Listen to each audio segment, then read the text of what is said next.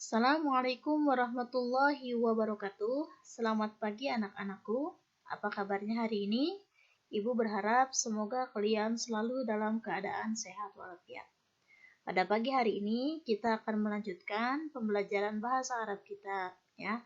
Di video kali ini kita akan belajar at-tarkibu tata bahasa Arab, yaitu mengenai struktur kalimat yang terdiri dari mubtada ditambah dengan khobar ditambah dengan maf'ul bih.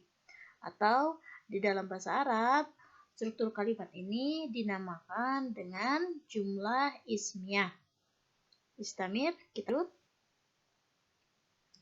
Nah, apa itu jumlah ismiyah? Kita uraikan satu-satu ya. Jumlah ismiyah itu adalah kalimat yang diawali oleh isim atau kata benda. Jadi jumlah itu artinya adalah kalimat, ismiyah itu diambil dari kata isim, artinya adalah benda. Jadi sekali lagi, jumlah ismiyah itu kalimat yang diawali oleh isim atau kata benda. Nah, sekarang apa saja yang harus ada untuk pembentukan jumlah ismiyah atau tarkib apa saja yang harus ada untuk membentuk jumlah ismiyah? Yang pertama yang harus ada adalah mubtada. Wajib ada untuk membentuk jumlah ismiyah. Yang pertama harus terdiri dari mubtada. Yang kedua harus terdiri dari khobar. Kemudian yang ketiga harus terdiri dari maf'ul bih, ya. Minimal ada 3 tarkib ini. Yang pertama diawali dengan mubtada, kemudian ada khobar, ada maf'ul bih, maka itu dinamakan dengan bentuk jumlah ismiyah atau kata benda yang diawali oleh isim. Nah, sekarang kita uraikan satu-satu, ya. Apa itu mubtada, apa itu khobar, apa itu maf'ul. Nah, di kelas 7 kita sudah belajar sebetulnya tentang mubtada dan khobar. Tapi Ibu yakin kalian sudah lupa lagi ya. Baiklah, kita ulas kembali sekilas mengenai apa itu mubtada, khobar, ya. Yang pertama, apa itu mubtada? Mubtada adalah isim yang terletak di awal kalimat dan berfungsi sebagai subjek. Nah, kita bingung. Isim itu kan kata benda, ya. Kata benda yang isim itu adalah kata benda. Nah, maksud kata benda itu batasannya di mana? Nah, untuk kata benda di sini bisa terdiri dari nama orang atau nama manusia atau manusia itu sendiri. Kemudian bisa terdiri dari domir, kata ganti. Bisa terdiri dari nama tempat, nama suatu tempat, nama kota, nama daerah, itu termasuk dengan isim. Atau bisa juga isim itu adalah kata benda mati seperti kursi, meja, dan lain-lain, ya. Kemudian apa itu khobar? Khobar itu kata yang terletak sesudah mubtada serta menyempurnakan pengertian kalimat tersebut. Jadi tanpa khobar kalimat tersebut tidak akan bisa dimengerti dan fungsinya sebagai predikat. Kalau tadi mubtada fungsinya sebagai subjek, khobar fungsinya sebagai predikat, ya. Kemudian apa itu maf'ul?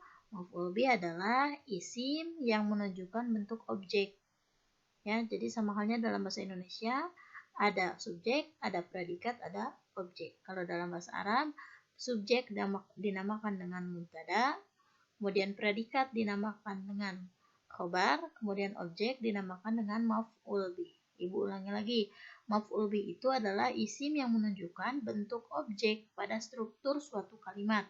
Nah, dengan cirinya apa? Dengan cirinya yaitu berharokat fathah akhir, ya. Jadi kalau dalam bahasa Arab kan bingung menentukan mana objeknya karena kita tidak tahu artinya. Nah, bisa dilihat objek itu akan berada setelah apa? Predikat, ya. Setelah predikat. Nah, kemudian cirinya selain itu maf'ul bih itu atau objek itu selalu berharokat fathah akhir, ya. Ya. Oke. Nah, sekarang perhatikan contoh berikut ini. At-talibu yaktubu darsa ad-dinal islami. Nah, sekarang kita akan menganalisis mana yang berkedudukan sebagai mubtada, mana yang berkedudukan sebagai khobar, dan mana yang berkedudukan sebagai maf'ul bih. Ya, kita perhatikan yang pertama at-talibu. Kita tidak tahu artinya di sini apa, ya. Apakah ini jenis kata benda atau kata pekerjaan? Nah, kita bisa lihat dari cirinya yaitu memakai alif lam. Jika ada kalimat yang diawali oleh alif lam, itu menandakan bahwa itu adalah isim atau kata benda. Karena untuk kata kerja atau fi'il ya, itu tidak memakai alif lam. Maka di sini at-thalibu itu adalah isim, yang berarti artinya adalah siswa.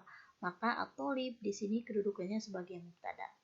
Kemudian sesudah mubtada pasti di situ khobar. Jadi tidak usah bingung lagi. Sesudah mubtada kata sesudahnya pasti adalah khobar. Maka yaktubu di sini kedudukannya sebagai khobar. Ya. Kemudian sama halnya dalam kalimat bahasa Indonesia sesudah subjek, sesudah predikat, maka harus ada objek. Maka objeknya di sini adalah ad-darsa. Di sini sebagai maf'ul bih ya. Kemudian ciri dari bahwa ad-darsa itu objek, perhatikan harokat akhirnya ad-darsa. Huruf sin berharokat akhir fathah. Tidak ad-darsi, tidak ad-darsu. Bisa dipahami ya sampai sini. Kemudian nomor 2, Ahmad ya'malu al-wajiba al-manzili fil lail. Ya, perhatikan. Ahmad di sini nama orang sudah jelas. Ini adalah isim atau kata benda, maka Ahmad sebagai mubtada kedudukannya. Nah, ketika sudah menukar mubtada gampang, berarti ya'malu sebagai khobar karena terletak sesudah mubtada. Sesudah mubtada subjek, sesudah khobar predikat pasti harus ada objek. Objeknya yang mana? Pasti kalimat sesudahnya. Kata sesudahnya yaitu al-wajibah. Ini berkedudukan sebagai maf'ul bih ya. Kemudian al-wajibah huruf ba-nya itu berharokat akhir fathah yang menunjukkan itu adalah ciri dari objek ya. Kemudian nomor 3, ana aqra'u kitabal qissati. Ana di sini ana itu adalah domir atau kata ganti. Jelas ini adalah termasuk ke dalam jenis isim atau kata benda. Maka ana di sini kedudukannya sebagai mubtada. Kemudian aqra'u ya, sudah pasti ini adalah khobar karena terletak sesudah mubtada ya. Kemudian kita tinggal mencari apa? Maf'ul bihnya atau objeknya. Objeknya perhatikan berarti jatuh sesudah khobar. Yaitu pada kata apa? Kitabah atau al-qasati? Pada kata al-kitabah. Berarti kan cirinya berharokat akhir fathah. Sampai di sini bisa dipahami.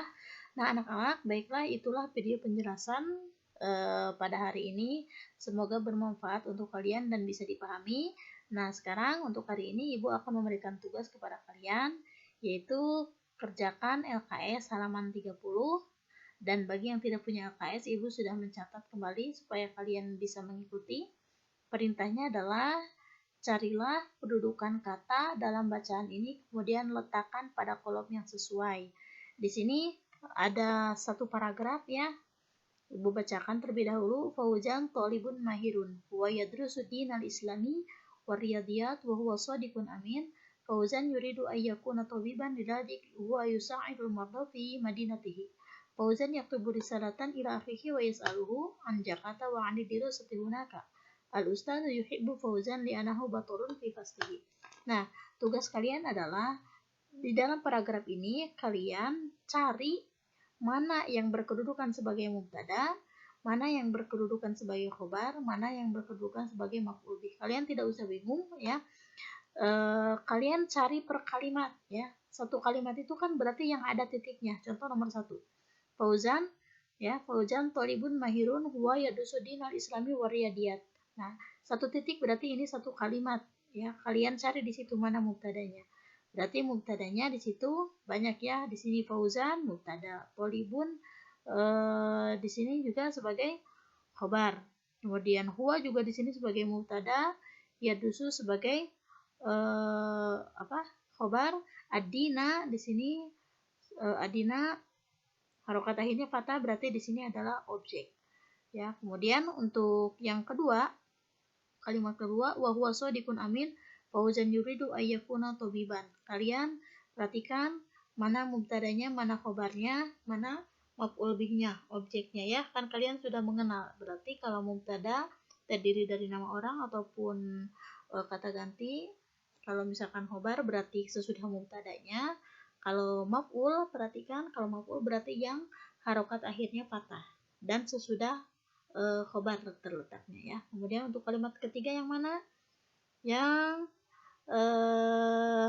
Fauzan yaktubu risalatan ila akhihi wa yas'aluhu an Jakarta wa anid dirasati hunaka.